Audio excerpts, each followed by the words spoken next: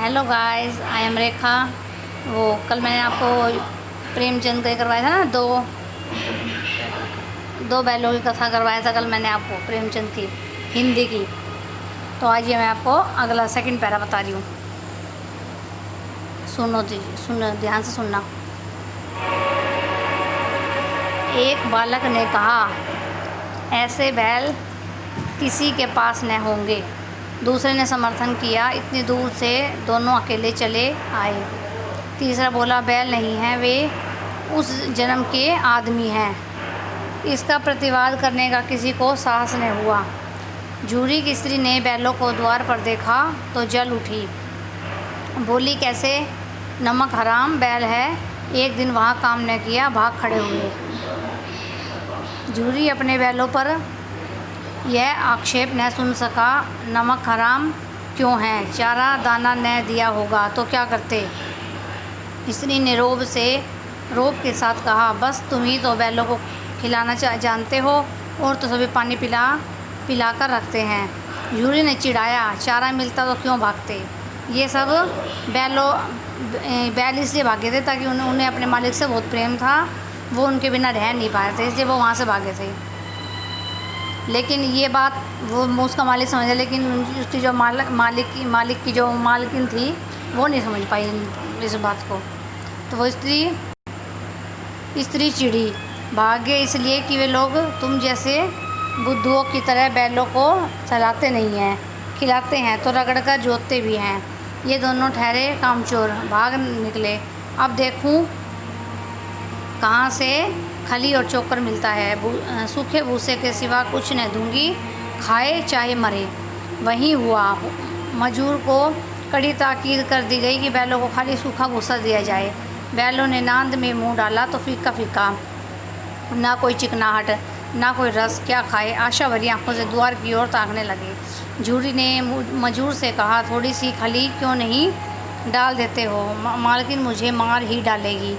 चुराकर डाल आ ने दादा, पीछे से तुम भी उन्हीं की ही सी कहोगे। अब आगे बता। सेकंड पैरा है, सुनो बच्चों। दूसरे दिन जूरी का साला फिर आया और बैलों को ले चला। अब कि उसने दोनों को गाड़ी में जोता। 2-4 बार मोती ने गाड़ी को सड़क की खाई में गिराना चाहा, पर हीरा ने संभाल लिया। वह ज़्यादा सहनशील था। संध्या समय पर पहुंचकर उसने दोनों को मोटी रस्सियों से बांधा और कल की शरारत का मजा चखाया। फिर वही सूखा भूसा डाल दिया। अपने दोनों बैलों को खली चूनी सब कुछ दी। दोनों बैलों का ऐसा अपमान कभी नहीं हुआ था। जूरी इन्हें फूल की जड़ी से भी न छूता था। उसकी टिटकार पर दोनों उड़ने लगते थे। यही मार पड़ी, यहाँ मार पड़ी। आहत सम्मान की व्यथा तो थी ही, उस पर मिला सूखा भूसा। नाद की तरफ आंखें तक न उठाई। दूसरे दिन गया ने बैलों को हल में जोता। इन दोनों ने जैसे पाँव न उठाने की कसम खा ली थी। वह मारते मारते थक गया, पर दोनों ने पाँव न उठाया। एक बार जब उस निर्दयी ने हीरा की नाक पर खूब डंडे जमाए तो मोती का गुस्सा काबू के बाहर हो गया। हल लेकर भागा। हल, रस्सी, जुआ, जोत सब टूट टाट कर बराबर हो गया। गले में बड़ी बड़ी रस्सियाँ न होती तो दोनों पकड़ाई में न आते। हीरा ने मूक भाषा में कहा, भागना व्यर्थ है। मोती ने उत्तर दिया, तुम्हारी तो इसने जान ही ले ली थी, अब की बार मार पड़ेगी। पढ़ने दो, बैल का जन्म लिया है तो मार से कहाँ तक बचेंगे। गया 2 आदमियों के साथ दौड़ा आ रहा है, दोनों के हाथों में लाठियाँ हैं। मोती बोला, कहो तो दिखा दूँ कुछ मजा, मैं भी लाठी लेकर आ रहा है। हीरा ने समझाया, नहीं भाई, खड़े हो जाओ, मुझे मारेगा तो मैं भी एक दो को गिरा दूंगा। ये दोनों बैल आपस में एक दूसरे से बातें कर रहे हैं। आपस में एक दूसरे को कह रहे हैं कि दोनों आपस में वे भाग रहे हैं, कि मुँह दिखा रहे हैं वे अपने मालिक से कितना प्यार करते थे। और बाकी जो जिनके पास भी गए उन्होंने उसे दोनों को छुटकार ही दिया। दोनों को धिक्कारा है। किसी ने भी बैलों को अपना नहीं समझा, ना प्रेम की भावना से देखा। तो ये बताया गया इस पोयम में। नहीं, हमारी जाति का यह धर्म नहीं है। मोती दिल में ऐंठ कर रह गया आ पहुंचा और दोनों को पकड़ कर ले चला।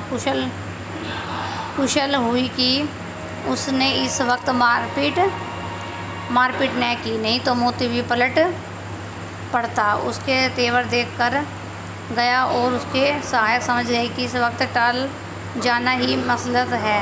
आज दोनों के सामने फिर भी वही सूखा भूसा लाया गया। दोनों चुपचाप खड़े रहे। घर के लोग भोजन करने लगे। उस वक्त छोटी सी लड़की 2 रोटियां लिए निकली और दोनों के मुंह में देकर चली गई। उस एक रोटी ने इनकी भूख तो क्या शांत हो गई होती, पर दोनों के हृदय को मानो भोजन मिल गया हो। यहाँ भी किसी सज्जन का वास है। लड़की भैरव की थी।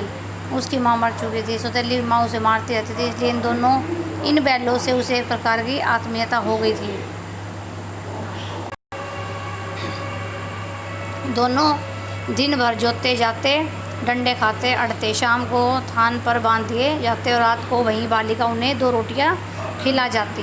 प्रेम के इस प्रसाद की यह बरकत थी कि 2-2 गाल सूखा भूसा खाकर भी दोनों दुर्बल न होते थे, मगर दोनों की आंखों में रोम रोम में विद्रोह भरा हुआ था। एक दिन मोती ने मूक भाषा में कहा, अब तो नहीं सहा जाता, हीरा क्या करना चाहते हो? एक बैल ने दूसरे बैल से कहा, ये फिर एक आध को सींगों पर उठाकर फेंक दूंगा। लेकिन जानते हो, वही प्यारी लड़की जो हमें रोज़ रोटियां खिलाती है, उसी की लड़की है जो इस घर का मालिक है। यह बेचारी अनाथ न हो जाएगी तो मालकिन को न फेंक दूं। वही तो उस लड़की को मारती है, लेकिन औरत जात पर सींग चलाना मना है, यह भूले जाते हो। तुम तो किसी तरह निकलने ही नहीं देते। बताओ, तुड़ाकर भाग चलें? और हाँ, यह मैं स्वीकार करता हूँ, लेकिन इतनी मोटी रस्सी टूटेगी कैसे? इसका एक उपाय है। पहले रस्सी को थोड़ा सा चबा लो, फिर झटके में जाती है। रात को जब बालिका रोटियां खिलाकर चली गई, दोनों रस्सियाँ चबाने लगे, पर मोटी रस्सी मुंह में ले आती थी। बेचारे बार बार जोर लगाकर रह जाते थे। सहसा घर का द्वार खुला और वही लड़की निकली। दोनों सिर झुकाकर उसका हाथ चाटने लगे। दोनों की पूँछें खड़ी हो गई। उसने उनके माथे से हिलाए और बोली, खोल देती हूँ, चुपके से भाग जाओ, नहीं तो यहाँ लोग मार डालेंगे। आज घर में सलाह हो रही है कि इनकी नाकों में नाक डाल दी जाए। उसने गराव खोल दिया, पर दोनों चुपचाप खड़े रहे। मोती ने अपनी भाषा में पूछा, अब चलते क्यों नहीं? हीरा ने कहा, चले तो, लेकिन कल इस अनाथ पर आफत आएगी, सब इसी पर संदेह करेंगे। सहसा बालिका चिल्लाई, दोनों फूफा वाले बैल भागे जा रहे हैं। ओ दादा, दोनों बैल भागे जा रहे हैं, जल्दी दौड़ो। बाकी अब मैं आपको कल करवाऊँ। अच्छा, मेरा चैनल सब्सक्राइब कर देना। मैं चैनल पर नई हूँ, अगर सब्सक्राइब कर देना।